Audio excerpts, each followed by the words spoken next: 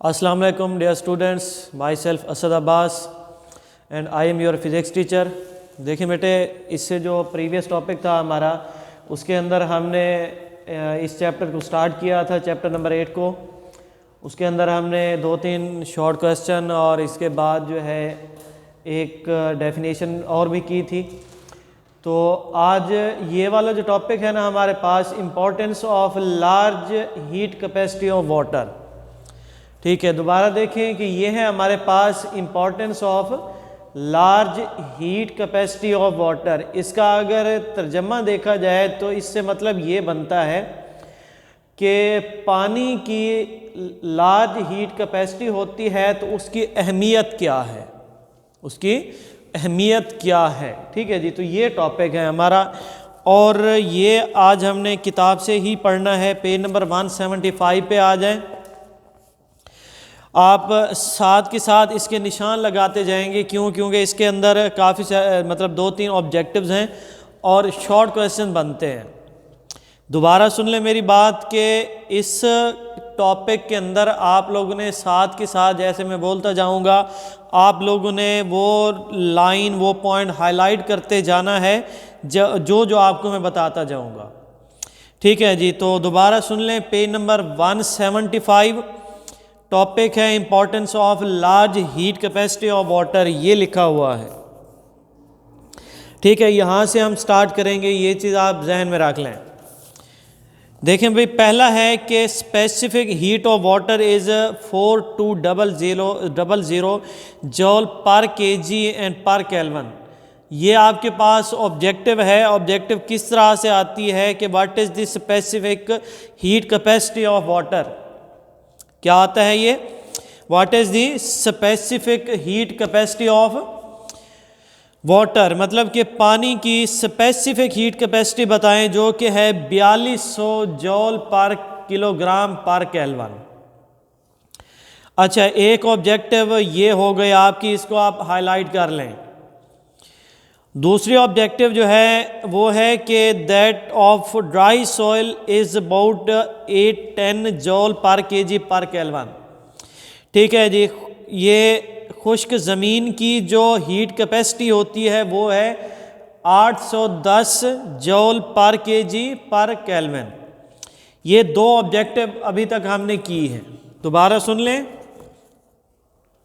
2 objectives हमने किए हैं, जिसमें से कौन सी है specific heat capacity of water, वो है 4200 joule per KG and per kelvin. Same ऐसे एक दूसरी है heat capacity of dry soil. ठीक है जी, ये है आपके पास 810 जॉल per KG and per kelvin. यहाँ तक 2 ऑब्जेक्टिव आपने हाईलाइट करनी है। बुक से दोबारा आप निशान लगा लें। 175 पहली लाइन है, specific heat of water is 4200 joule per KG and per kelvin. ठीक है, ये है आपके पास पानी की स्पेसिफिक हीट कैपेसिटी। और इसके बाद है end of dry soil is about 810 जॉल per KG पर केल्विन। ठीक है जी, मतलब कि जो खुश्क ज़मीन है उसकी है आपके पास 810 जॉल पर केजी और पर केल्विन। ये 2 ऑब्जेक्टिव्स आपने पढ़ी हैं। ठीक हो गया। इसके बाद यहाँ पे आप लोग ने एक और क्वेश्चन लिखना है कि why temperature of land is more rapidly than that of sea. दोबारा देख लें, why temperature of land is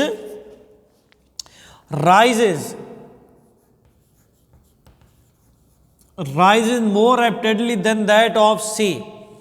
Why temperature of land is rises, RAISES, rises more rapidly than that of sea। यहाँ पर जो सवाल है इसका मतलब ये है कि ज़मीन का जो टेम्परेचर है सी समंदर से ज़्यादा राइज क्यों हो, मतलब कि समंदर के टेम्परेचर से ज़्यादा जल्दी राइज क्यों होता है। निशान लगाएं। जहाँ से आपने छोड़ा था उससे आगे के एज ए रिज़ल्ट तक आप नहीं लिखोगे, आप यहाँ से स्टार्ट करोगे कि the temperature of the soil would increase 5 time more than the same mass of water by the same amount of heat. ठीक है, आगे है कि the temperature of land rises and fall more rapidly than that of sea. ठीक है जी, यहाँ तक आप लोगों ने लिखना है कि the temperature of the soil would increase 5 time more than the same mass of water by the same amount of heat. The temperature of the land rises and fall more rapidly than that of sea. क्या मतलब है इसका? इसका मतलब ये है कि temperature of soil would increase 5 time, के जो ज़मीन है उसका टेम्परेचर पानी की निस्बत 5 गुना ज़्यादा जल्दी जो है बढ़ भी सकता है और कम भी हो सकता है। इसके बाद उसने ये लिखा है temperature of land more rapidly than that of sea, इसी वजह से कि उसकी स्पेसिफिक हीट कैपेसिटी ऑफ जो वुड होती सॉरी ये सॉइल होती है ये पानी की निस्बत कम होती है। आप देख रहे हैं कि ऊपर उसने लिखा है 810 और एक लिखा है 4200। ठीक है जी, कितना डिफरेंस है। एक सवाल आपने यहाँ तक जो है मार्क किया और ये आपका शॉर्ट क्वेश्चन है, 2 नंबर का सवाल आता है। ये वाला जो है ना 2 मार्क्स का क्वेश्चन आता है आपके पास। इसके बाद है कि why water is used in cooling system, दूसरा सवाल। इसके बाद जो पैराग्राफ है उस पर आ जाएं। Water has a large specific heat capacity, for this reason it is very useful to storing and carrying thermal energy due to its high specific heat capacity. The cooling system of automobile uses water to carry away unwanted thermal energy. ठीक है, यहाँ तक दोबारा देख लें। ये question है कि why water used in cooling system, why water is used in cooling system. क्या लिखना है आपने? Water has a large specific heat capacity, for this reason यही वजह है it is very useful in storing and carrying thermal energy due to its high specific heat capacity, कि इसकी specific heat capacity क्या होती है? बहुत ज़्यादा होती है। इसके बाद ये है कि the cooling system of automobile uses water to carry away unwanted thermal energy. ठीक है, इसलिए जो कूलिंग सिस्टम होते हैं ऑटोमोबाइल्स के, उनके अंदर ये पानी इस्तेमाल किया जाता है। उसकी वजह ये है कि देखें जब इंजन चलता है तो वहाँ से हीट प्रोड्यूस होती है और वो हीट अगर फॉल डाउन ना की जाए, मतलब कि कम ना की जाए, तो बढ़ती बढ़ती वो बहुत ज़्यादा नुकसान कर जाती है। तो उस हीट को मतलब कम करने के लिए रेडिएटर के अंदर आप पानी इस्तेमाल करते हैं और ये पानी जो है आपकी गैर ज़रूरी हीट जो शिद्दत गर्मी होती है उसको ख़त्म करके ठंडा बना देता है, जिस वजह से आपका मतलब कि आपकी जो गाड़ी है उसका इंजन मेंटेन रखता है अपनी हीट को। लेकिन होता ही एक मखसूस वक्त के लिए है। ऐसा ना हो कि अगर आप एक रेडिएटर मतलब कि फिल करते हैं तो फिल करने के बाद आप वो मतलब कि आपके पास जो वो है वो उस वक्त तक काम करेगा जब तक उसके अंदर पानी जो है वो ठंडा रहेगा। जब हीट बढ़ जाती है तो ये पानी जो है इसकी भी हीट कैपेसिटी ख़त्म हो जाती है, तो फिर ये पूरा सिस्टम जो है आपका गर्म होने लग जाता है। हाँ जी, इसके बाद है आपके पास एग्जाम्पल 8.5। एग्जाम्पल 8.5 जो है, ठीक है, ये आपके पास 5 मार्क्स का क्वेश्चन आता है जो कि एज ए न्यूमेरिकल काउंट किए जाते हैं। तो ये इंतहाई अहम है, आप देखें इसे। Container has 2.5 litre of water at 2 degree Celsius, how much heat is required to boil the water. दोबारा देखें कि एक कंटेनर है जिसके अंदर 2.5 लीटर पानी है, उसका इनिशियल टेम्परेचर जो है 20 डिग्री सेल्सियस है। How much heat is required to boil the water, कि उस पानी को बॉयल करने के लिए हमें कितनी हीट की ज़रूरत है। दोबारा सुन लें कि कंटेनर है, कंटेनर के अंदर 2.5 लीटर पानी है, मतलब कि 2.5 लीटर पानी है। उसका जो टेम्परेचर वो बता रहा है, इनिशियली टेम्परेचर इसे आप काउंट करोगे तो ये है आपके पास 20 डिग्री सेल्सियस। अब 20 डिग्री सेल्सियस के बाद हमने ये फाइंड आउट करना है कि उस पानी को हम गर्म करना चाहते हैं, मतलब कि बॉयल करना चाहते हैं, तो बॉयल करने के लिए हमें कितनी हीट की ज़रूरत है।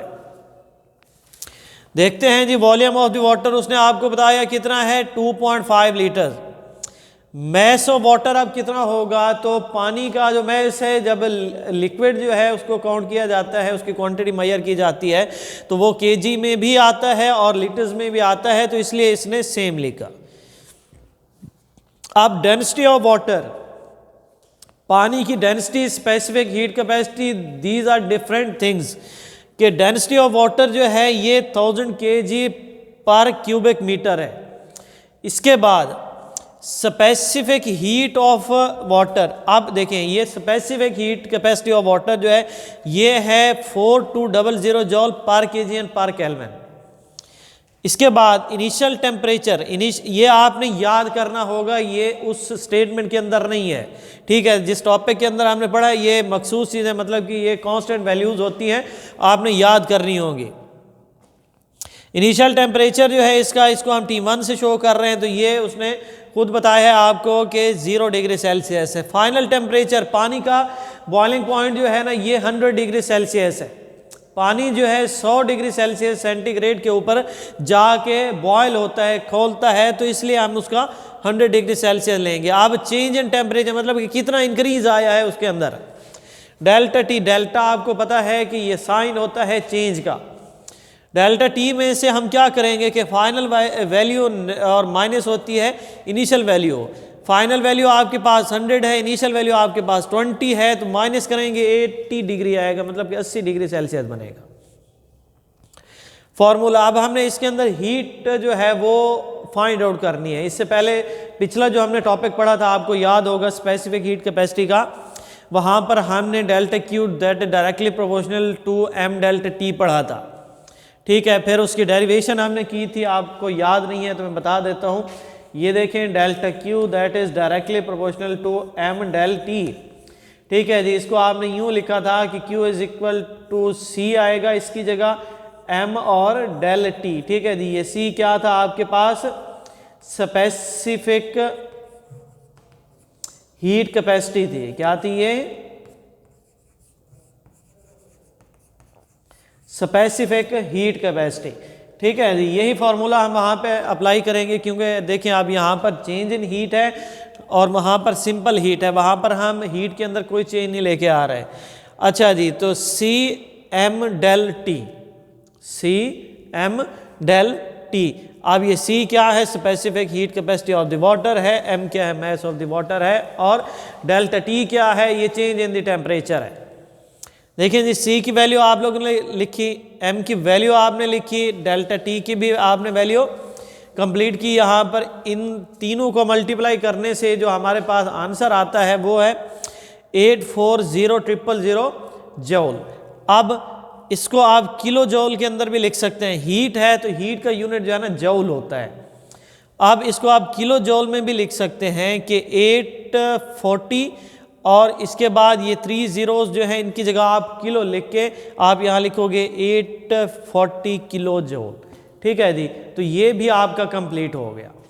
तो आज का हमारा टॉपिक क्या था, importance of large heat capacity of water. इसके अंदर 2 ऑब्जेक्टिव, 2 हमने शॉर्ट क्वेश्चन जो हैं कंप्लीट किए थे। इसके बाद हमने क्या कहा कि एग्जांपल पढ़ी है, एग्जांपल 5 नंबर का क्वेश्चन था, आपको पता है कि उसके सारा सलूशन हमने देखा। तो उम्मीद है कि बच्चे आपको समझ आ गया होगा। मज़ीद अगर नहीं आया तो आप हमसे व्हाट्सएप पे या फ़ोन कॉल पे कोई भी वे ऑफ कम्युनिकेशन इस्तेमाल करके रब्ता कर सकते हैं। शुक्रिया।